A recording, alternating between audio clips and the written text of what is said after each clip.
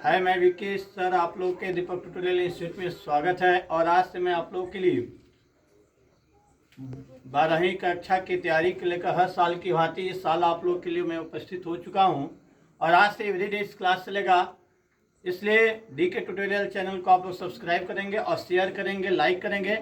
निश्चित है, जैसे 2022 में हमने रिजल्ट को अच्छा शो करवाया, बच्चों लोगों के माध्यम से 93% फिजिक्स में पहुंचा, उस प्रकार से मैं फिर फिजिक्स में मैं लेकर आ रहा हूं आप लोगों के सापेक्ष क्वेश्चन, जो बहुत इंपॉर्टेंट होगा। और आप लोग के लिए इतनी इंपॉर्टेंट होगा, शायद ही बहुत मेहनत के बाद यह क्वेश्चन को मैंने एकत्रित कर करके क्वेश्चन को सिलेक्ट करके आप लोग के सामने इस चैनल पे छोड़ी जा रही है। इसलिए आप लोग इसको, बहुत कम समय है और बहुत कम समय को देखते हुए मैंने यह सोचा कि वैसे क्वेश्चन को मैं दूं आप लोगों को, ताकि बोर्ड एग्जाम में आप लोग के लिए बहुमूल्य हो। इसलिए मेरे प्यारे विद्यार्थियों, आप लोग बिल्कुल जो है इस क्वेश्चन को पढ़ें, याद करें, इसके बाद शेयर और लाइक और कमेंट जरूर करें। इसके बाद कोई भी समस्या हो, आज से मैं प्रतिदिन आऊंगा आप लोग के लेकर लाइव, इसलिए आप लोग ध्यान से समझेंगे।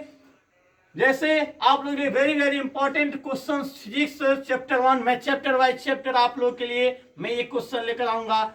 जैसे फर्स्ट चैप्टर आप लोग फिजिक्स में पढ़ेंगे, विद्युत क्षेत्र एवं विद्युत विभेदों के लिए वस्तुनिष्ठ प्रश्न, जो 2021 में पूछा हुआ प्रश्न है। 1/4πε0 का मान कितना होता है? तो बाबू आप लोग बिल्कुल इस बात को दिमाग में रखेंगे, 9 × 10⁹ न्यूटन वर्ग मीटर प्रति वर्ग कूलम होता है। दूसरा है विद्युत बल, आवेश और विद्युत क्षेत्र की तीव्रता के बीच क्या संबंध है? तो बाबू आपका बीच जो है यह संबंध वेक्टर E = वेक्टर F/Q होता है। 2021 और 2022 में ये प्रश्न आपको पूछा हुआ है, विद्युतीय द्विध्रुव आघूर्णकारी संमात्रा क्या होता है? तो कहीं पर हिंदी में आपको लिखा रहा है कूलम मीटर, या C for coulomb, M for metre होता है। इसके बाद चौथा प्रश्न आपको 2021 में पूछा हुआ है, जो बहुत ही इंपॉर्टेंट क्वेश्चन है, किसी माध्यम की आपेक्षिक प्रवैधुता कितनी होती है? तो ε/ε0, जो इधर राइट आंसर होगा। उसके बाद आपको क्वेश्चन नंबर 5 भी 2021 में प्रश्न में पूछा हुआ है, बोर्ड एग्जाम में, एनुअल एग्जाम में।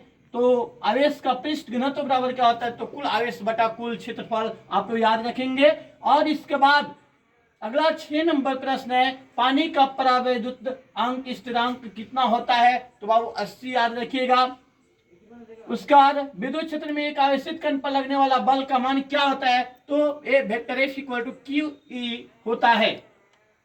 2021 में प्रश्न पूछा हुआ है, यह भी बहुत बार प्रश्न पूछा हुआ है, 2021 में नहीं, बहुत बार 2009 में भी, ऐसे बहुत से प्रश्न में पूछा हुआ है कि Q, यदि संबंध Q = NE है तो N का मान संभव नहीं है। तो आखिर क्या वह मान है, या कौन ऐसा मान है? तो मैं बता दूं कि जितने भी डेसिमल में नंबर होंगे वो मान संभव नहीं होंगे इनका मान। तो यानी यहाँ पर ऑप्शन 4 है, जिसमें 4.2 जो होगा वो संभव मान नहीं है। इसके बाद आपका हवा में ε0 का εr का मान कितना होता है? तो हवा में जो है εr का मान जो है 1 होता है। आप लोग बिल्कुल कांस्टेंट वेरिएबल्स के फॉर्म में 1 होता है।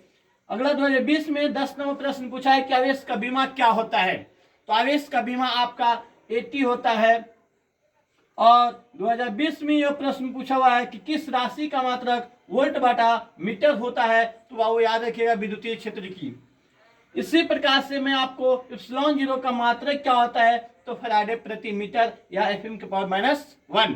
तो आप लोग बिल्कुल इसको याद रखेंगे। और इसके बाद आपका 2019 में 13 नंबर प्रश्न पूछा हुआ है कि आवेश का पृष्ठ घनत्व का मात्रक क्या होता है? तो कूलम वर्ग मीटर। आप लोग बिल्कुल याद, कूलम प्रति वर्ग मीटर बिल्कुल याद रखिएगा, Cm⁻⁻2 ना आवे तो ये भी बोल सकते हैं आप लोग। इसके बाद मैं आपको 14 नंबर जो प्रश्न आपके सामने जो दिखाई दे रहा है, वह 14 नंबर प्रश्न आपके सामने जो दिखाई दे रहा है 2018 में एनुअल एग्जामिनेशन में पूछा हुआ है, जो आपको इंटर में फिजिक्स में। तो आप लोग ध्यान से समझेंगे क्या क्वेश्चन है। जब किसी वस्तु को आवेशित किया जाता है तो उसका द्रव्यमान क्या होगा? तो उसका द्रव्यमान जो है या तो बढ़ सकता है, नहीं तो घट सकता है। अब इसके बाद क्वेश्चन नंबर 15 जो है बहुत इंपॉर्टेंट, 2016 में पूछा हुआ प्रश्न है कि वेक्टर P आघूर्ण वाले एक विद्युत विभव वेक्टर A तीव्रता वाले विद्युतीय क्षेत्र में रखा जाए तो उस पर लगने वाला टॉर्क का मान क्या होगा? तो वेक्टर P × वेक्टर A आपका होगा।